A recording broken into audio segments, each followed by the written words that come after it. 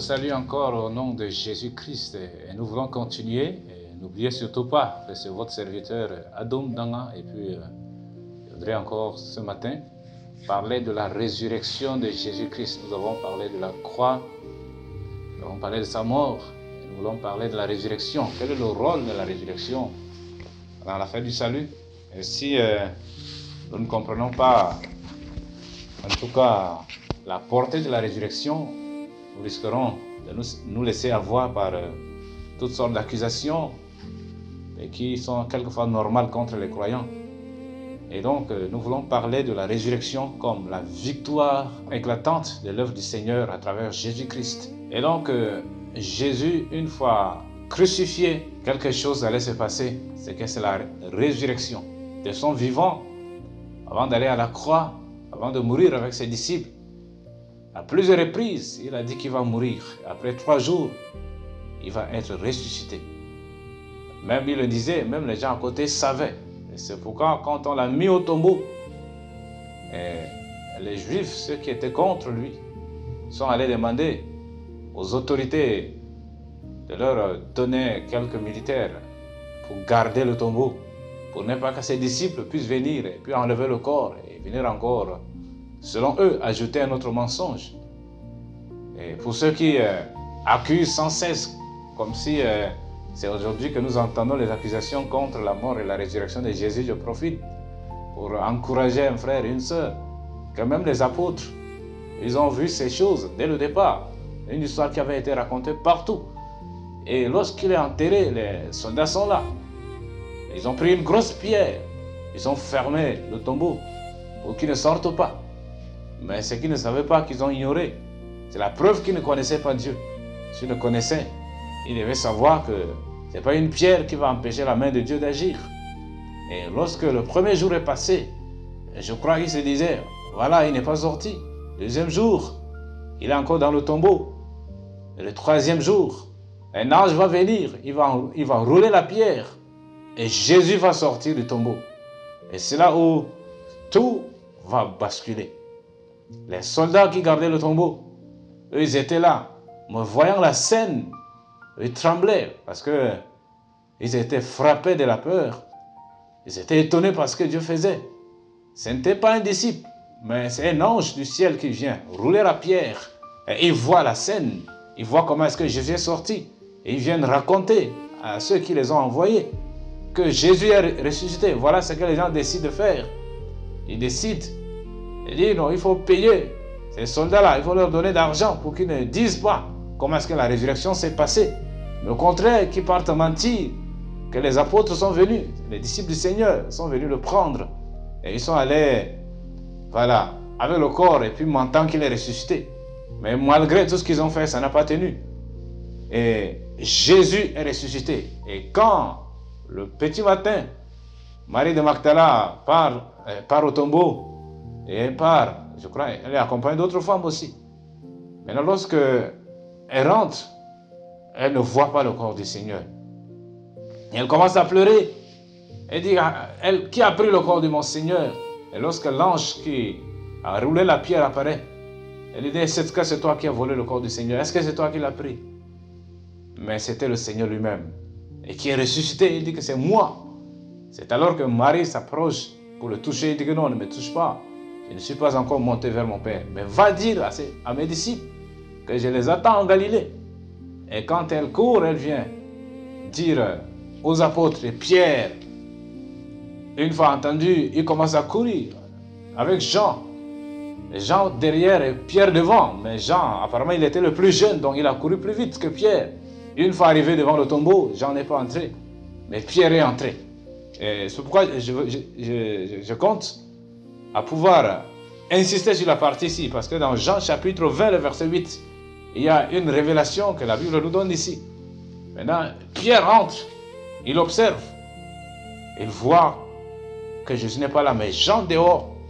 Et après, il regarde. La Bible dit, Jean chapitre 20, le verset 8. Alors l'autre disciple, qui était arrivé, le premier au sépulcre, entra aussi. Donc après, il est entré, et il vit, et il crut. La Bible dit qu'il vit, et il crut. Qu'est-ce qu'il a vu? Le linge avec lequel Jésus avait été, en tout cas, attaché. Ce linge, quand Jésus est sorti, est resté intact à sa position.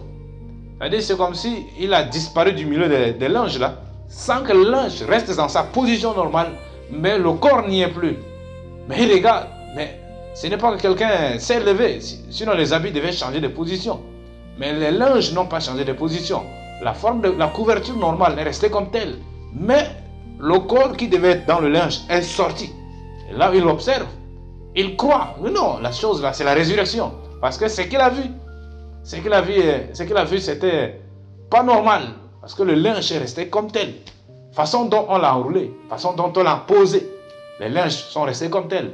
Mais le corps de Jésus est ressorti de là. Il a regardé, il a observé. La Bible dit, il vit et il crut. C'était le premier à croire à la résurrection. Et c'est quand Pierre est venu après, qu'il apparaît aux autres disciples, que Pierre le voit aussi. Et quand les autres le voient, et Thomas est le dernier parmi les autres, a hésité, mais il est venu se présenter. Thomas l'a vu. Et quand il est ressuscité, il a apparu à ses disciples pendant 40 jours, il est en train d'apparaître. Et la Bible ajoute, plus de 500 frères l'ont vu. Et mais c'est quelle histoire fantastique. Plus de 500 personnes l'ont vu. Plus de, ce n'est pas 500 simplement, plus de 500 personnes l'ont vu. Donc sa résurrection, ce n'est pas des mythes, un témoignage. Des fois, quand un fait raconté par 2 ou 3 personnes, on les croit, parce que quand il y a plusieurs témoins, on croit. Mais là, c'est au-delà de ce qui est normal. Plus de 500 frères. Et il y a les apôtres qui l'ont vu. Et donc, sa résurrection pour les apôtres était certaine et vraie. Parce qu'ils l'ont vu. Ce n'est pas que quelqu'un les a racontés. Et heureusement, quand nous lisons les Écritures, les livres sont, je parle des livres qui sont dans la Bible, sont écrits. Pas en une période, pas en un moment, mais chacun est dans son coin, il écrit et il rend le même témoignage. Il rend le même témoignage, ce qui fait que ce fait de la résurrection de Jésus-Christ est vraiment réel. Et il est ressuscité. Et c'est là l'évangile des apôtres. C'est ce qu'ils ont sorti prêcher. Et prêcher sa résurrection. Et donc, dans chaque message où il n'y a pas résurrection de Jésus-Christ, mais ça, ce n'est pas le message que les apôtres ont prêché. Quand ils sont sortis, il est ressuscité. Et c'était même leur jargon. Le Seigneur est ressuscité, les autres, selon l'histoire répétée, il est réellement ressuscité. Et donc, c'est pour ça qu'ils acceptaient de mourir. On les tuait, mais ils pouvaient accepter. Des gens qui ont témoigné jusqu'à mourir pour la chose. Si c'est pour le plaisir, non, ils ne devaient pas le faire. Si c'est juste pour une religion, ils ne devaient pas le faire. Mais des gens qui, au prix de leur vie, sont restés sur les témoignages. Et donc, la résurrection, c'était le sceau de la victoire de Dieu. Parce que c'est en le ressuscitant que Dieu déclare officiellement que Jésus était vraiment le Fils de Dieu, il était vraiment le serviteur. C'était vraiment la personne qui avait été choisie par Dieu. Et donc, autant le premier homme à mourir, je crois que c'est Abel qui est mort avant tous les hommes, mais il n'est pas ressuscité.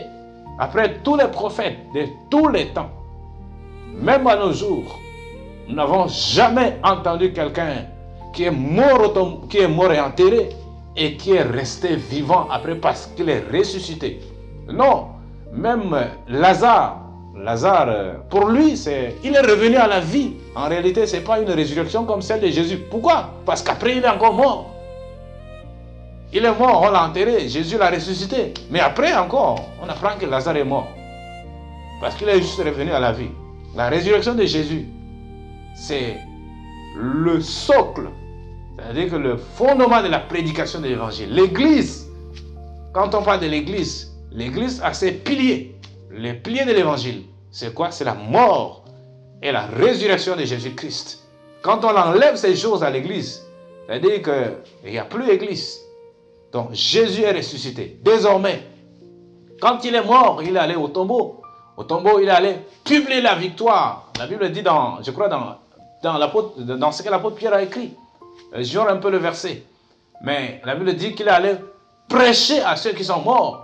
Mais le terme, ce n'est pas prêcher qui est évangélion, comme nous l'avons dit au départ, qui est l'évangile. Mais il est allé proclamer la victoire. C'est-à-dire que victoire, il allait déclarer la victoire. C'est ce que Jésus a fait dans le tombeau. Ce n'est pas le genre où ils doivent croire, non. Que quand il est mort, c'est fini. Il ne peut pas croire après la mort. Donc c'est pour dire quoi? La Bible dit dans Hébreu, je crois 9, 27, Il est réservé aux hommes de mourir une seule fois. Après quoi vient le jugement. Et donc Jésus, il est le prémisse de la résurrection. C'est parce qu'il est ressuscité, on sera ressuscité, nous qui croyons en lui. Nous ressusciterons parce qu'il est le prémisse. C'est lui qui est le premier à ressusciter. Il est sorti parce qu'il a vaincu la mort. Pour la première fois, la mort a été vaincue par Jésus. Et donc, toute autre personne qui meurt et qui finit dans le tombeau, qui ne ressuscite pas, et si elle prétend être sauveur, elle se trompe parce que la mort l'a vaincu. Comment quelqu'un qui est vaincu par la mort peut promettre la vie à quelqu'un d'autre? C'est des paradoxes, ça ne marche pas. Donc c'est pourquoi Jésus est le seul et qui a vécu sur la terre et qui soit ressuscité après être mort. C'est le seul. Et il est ressuscité. Et c'est parce qu'il est ressuscité que je suis en train de témoigner. C'est parce qu'il est ressuscité que les apôtres ont été témoins. C'est quand il est ressuscité. C'est quand il est apparu à plusieurs reprises aux apôtres. Même à Paul. Après, il est apparu à Paul. Et plusieurs, même dans notre histoire actuelle, selon l'histoire de l'Église, Jésus est apparu à plusieurs personnes. Jusqu'à là, il continue à apparaître. Et donc, toi qui perds ton temps à combattre ça, c'est une peine perdue. C'est un temps perdu. Arrête-toi une minute. Réfléchis d'abord. Et vois comment est-ce que quelqu'un qui avait tant de témoins, mais chacun disait la même chose. Il est ressuscité. Il n'est pas au tombeau. Il a vaincu la mort. Et c'était là où la Bible dit, mort, où est ta victoire? Où est ton aiguillon? Parce que l'aiguillon de la mort, c'est le péché. Il a vaincu le péché. Il est allé arracher le pouvoir. Il a arraché les clés de la mort. Et il est sorti victorieux. Et quand il est ressuscité, il ne meurt plus. C'est ce qu'il prépare pour ceux qui croient en lui. Donc Jésus n'est plus dans le tombeau, il est ressuscité. Et s'il est ressuscité, quelle victoire pour nous qui croyons en lui. Ou bien quelle bonne nouvelle pour toi qui n'as pas encore cru. Jésus-Christ n'est plus dans le tombeau, il est ressuscité. Et c'est là le cœur de l'évangile. Il est mort pour le péché, mais il est ressuscité pour notre justification. Et donc tout ce qu'il a fait à la croix, il fallait avoir un sceau, un cachet dessus. Le sceau était conditionné par l'approbation du Père qui devait ressusciter le Fils. Et il a ressuscité le troisième jour. Et comme il est ressuscité, alors tous ceux qui croient en Jésus-Christ, ils seront ressuscités le jour où Jésus va revenir. Le jour où la trompette va sonner, les morts en Christ ressusciteront parce qu'il est sorti du tombeau. Et même avant qu'il ne sorte, la preuve, les gens qui sont morts avant lui, à un moment là, ils sont apparus à Jérusalem. Et tout le monde, plusieurs personnes les ont vus. Donc, le témoignage des apôtres est tellement solide. Donc, il y a des gens qui disent que non, on vous trompe. Non, il n'y a pas quelque chose aussi si convaincant que l'évangile. L'évangile est tellement rempli de témoignages et de faits concrets. Donc, même si, bien sûr qu'il y a la révélation, même ceux qui se sont levés contre pour remettre en cause l'affaire de la résurrection de Jésus, quelque part, ils ont été confrontés à la vérité. Et donc, c'est une peine perdue. Mais je voudrais dire, si tu crois que tu as un sauveur et qui lui est mort, qui lui est vaincu par la mort, s'il est vaincu par la mort, ça veut dire que le péché domine sur lui. Et donc, il ne peut pas te promettre la vie éternelle. Sinon, il devait se sauver lui-même. Il devait sortir du tombeau lui-même. Et le fait qu'il soit encore dans le tombeau, le fait qu'il est mortel, ça prouve qu'il n'est pas sauveur. Et c'est pourquoi, sous le ciel, il n'y a que Jésus qui est ressuscité des morts. Parce qu'il est ressuscité des morts, il peut sauver parfaitement ceux qui s'approchent de lui. Et donc, l'apôtre Paul va dire, si, parce qu'à un moment, à l'église de Corinthe, on dit, il n'y a plus de résurrection. C'est ce qu'ils ont commencé à raconter. Il dit, mais s'il n'y a pas de résurrection, Jésus-Christ non plus n'est pas ressuscité. Et s'il n'est pas ressuscité, notre foi est vaine. Et ça vaut la peine. Alors, mangeons et buvons et nous mourrons. Demain, il n'y a plus rien. Mais si Jésus-Christ est ressuscité, c'est que après la mort, il y a quelque chose. Parce qu'il est vivant.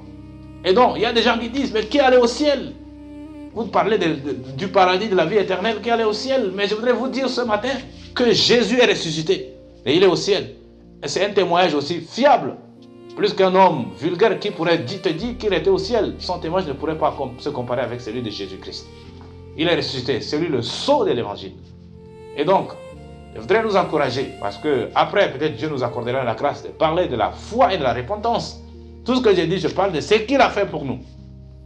Et donc, il y a aussi les moyens pour que l'homme puisse manifester afin de recevoir ce qu'il a fait. Donc, pour croire, ou bien pour se repentir, sachant que Jésus-Christ est mort et qu'il est ressuscité de mort. Il n'est pas dans le tombeau, il est sorti. Et s'il est sorti, quelle victoire pour nous. Et donc, toi qui es en train de te battre, peut-être on t'accuse partout, on vient, on essaie de t'enlever ta confiance en Dieu. On te dit que tu t'es trompé, tout ça. Non, c'est un mensonge. C'est un mensonge. Celui qui te parle, il est mortel. Mais celui qui est ressuscité, c'est celui qui est le vrai. Le vrai. Le témoignage, c'est par la bouche des apôtres. Tous, ils ne se sont pas assis pour écrire. Chacun était dans son coin. Des fois, les livres sont écrits, séparés des années et des années. Mais ils rendaient le même témoignage. Quand nous voyons l'évangile, il se complète quelque part. Mais les points centraux sont là et les témoignages sont visibles. Comment est-ce que ces gens qui l'ont vu, les gens qui ont marché avec lui, les gens qui ont abandonné leur vie, mais qui ont abandonné leur famille et qui l'ont suivi et qui ont accepté de mourir et qui ont témoigné. Et la Bible ajoute plus de 500 personnes l'ont vu. Après sa mort, quand il est ressuscité, plus de 500 personnes l'ont vu. En dehors des apôtres, plus de 500 frères. Et donc, si ce nombre l'a vu, pourquoi doutes-tu encore? Jésus est le seul qui est ressuscité de mort. Et s'il est ressuscité, ça veut dire si tu crois en lui, il te ressuscitera le dernier jour. Et donc la mort n'est pas la fin. Le fait que Jésus soit ressuscité, ça prouve que la mort n'est pas la fin. Le fait qu'il soit ressuscité, ça prouve qu'il est le vrai qui sauve. Le fait qu'il est ressuscité, ça prouve qu'il est le Seigneur des Seigneurs. Et c'est lui-là qui détient la vie et la mort entre ses mains. Parce qu'il a pu vaincre la mort. Que son nom soit glorifié pour ce qu'il a fait pour nous. Et aussi pour toi qui m'écoutes, Jésus a payé ce prix. Et il est mort, il est allé au tombeau. Il a goûté à la souffrance. Il a goûté à la mort. Il a goûté même au sépulcre. Mais au-delà de ça, il est allé proclamer la victoire sur la mort. Il est allé aussi libérer ceux qui étaient dans le sein d'Abraham. Il est allé proclamer qu'ils sont libres parce qu'ils ont mis leur confiance en la promesse que Dieu a faite à Abraham. Et ceux-là aussi, ils profitent de la résurrection de Jésus-Christ. Et nous tous qui sommes à la fin, en tout cas les hommes de tous les temps, la résurrection de Jésus-Christ reste comme centrale pour que nous autres, nous soyons justifiés, nous croyons en lui et que nous puissions être ressuscités le jour où il va revenir. Que son nom soit glorifié et qu'il fasse grâce à tous ceux qui écoutent et qui permettent que plusieurs parviennent à écouter la repentance et la foi en Jésus-Christ. Que son nom soit glorifié et demeurons bénis au nom de Jésus-Christ. Amen.